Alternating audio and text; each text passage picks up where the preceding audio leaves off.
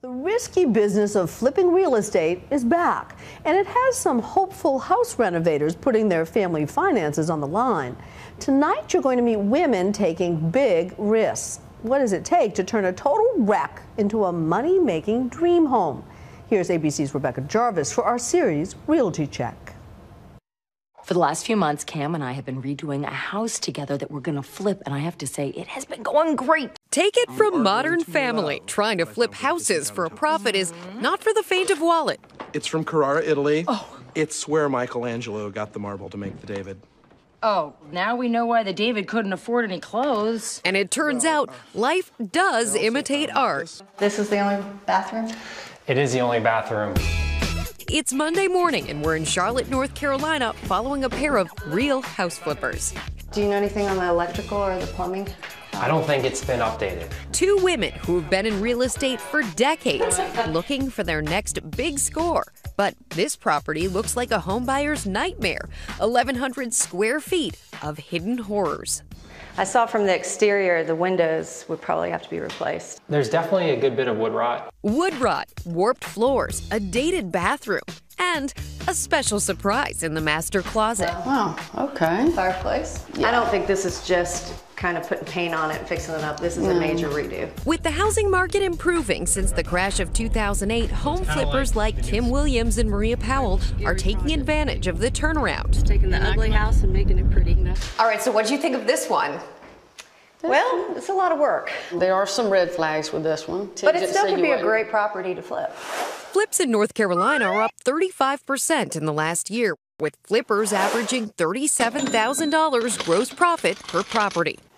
Kim and Maria say this $175,000 property, with the right renovations and additions, could sell for as much as $500,000. The whole wall's falling down. But there are no guarantees. You're looking at 35 to maybe 40,000. TV shows about flipping are everywhere, from Flipping Vegas to Rehab Addict. They make it seem like it's an investor's playground, if you know what you're doing. Across town, Lisa, a stay-at-home mom, and her friend Armella and Armella's sister Alita are first-time flippers trying to get into the game. A lot of people would say you should never get into business with friends or family. We did both. And they're hoping there's still money to be made. We definitely missed the heyday of really cheap housing, but then we were worried we would have trouble reselling it.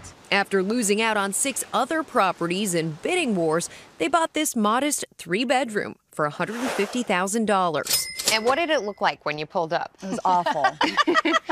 It was awful. It was a dump. The kitchen floor was sinking in. You walked in and you were kind of crooked. The yard was a jungle. The surveyor still can't figure out exactly where the property line is. Between renovations and real estate fees, they put $60,000 into the project, figuring things out as they went. This one might be that looks like a standard, but it's 13 1/4 by. Look how we sound like we know what we're talking about. What did the husbands and the kids say when you told them we're flipping? Oh, he was a little nervous, and then when we had to take out the mortgage, he was a little bit more nervous. And then when we had to put in money, he was even more nervous.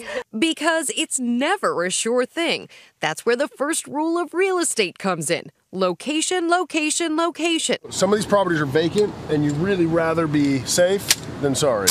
And not every market is as flip-friendly as Charlotte. We got to figure out whether we want to tear it down or whether we want to rehab it. Mark Bloom is a tough-talking, gun-carrying wholesale real estate broker who's flipped 50 properties across the country. His latest acquisition in Dallas is a 1930s bungalow, and it's become quite a challenge. It's just not worth the effort. I'm telling you, it's not worth the effort.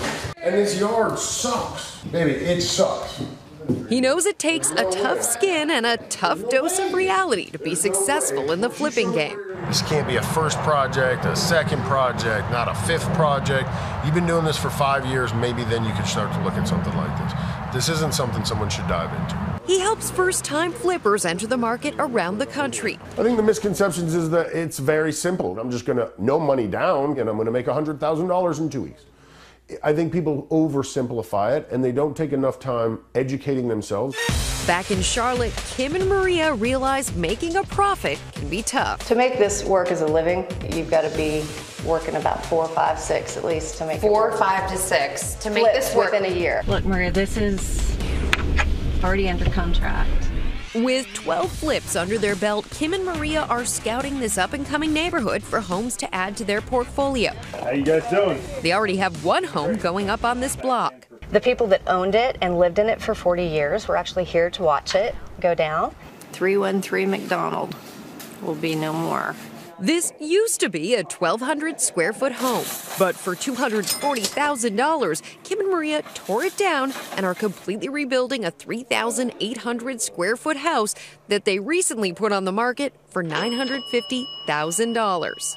I think the toughest thing right now is finding the deals. 2 years ago, able to find this type of property over and over and over again. See how we have the border up here? They aim for an average return of 25 to 30% on each rehabbed property. It's not easy. Most people lose money on flips. I know a lot of people feel that they can do a lot of the work themselves, and then when it becomes complicated, then they have to hire other people, and they haven't factored that cost in. We need the lighting for sure. We need the butcher block. And they bargain hunt for everything because every dollar saved is another dollar in their pocket. But I'd buy a turd if it were half off.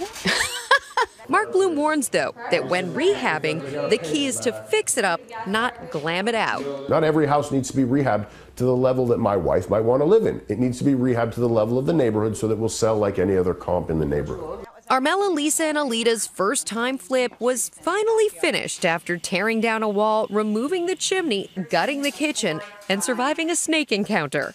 There was a snake twice. 2 different ones. This past November, they listed the property for $275,000. What did you really think of this one? I think personally for me, we want something that we can grow into. I think it's priced well.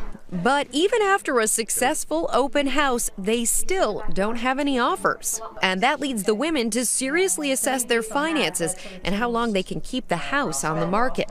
Yeah, I think we're okay to hold till January. It's just every time we have to always make a mortgage payment. January came and went. The house sat unsold. When we listed it, we had the same dream everybody else has of selling it within 30 days. It didn't quite happen that fast. Now, 4 months later, it's under contract for $233,000. Not quite the $275,000 sale they were expecting. They'll be splitting the $25,000 profit 3 ways. We didn't want to lose money on the deal. We definitely wanted to see if we could work together without killing each other, and we wanted to learn a lot along the way. The fact that we did make money is sort of icing on the cake. I would think that we are likely to do it again. For Nightline, I'm Rebecca Jarvis in Charlotte, North Carolina.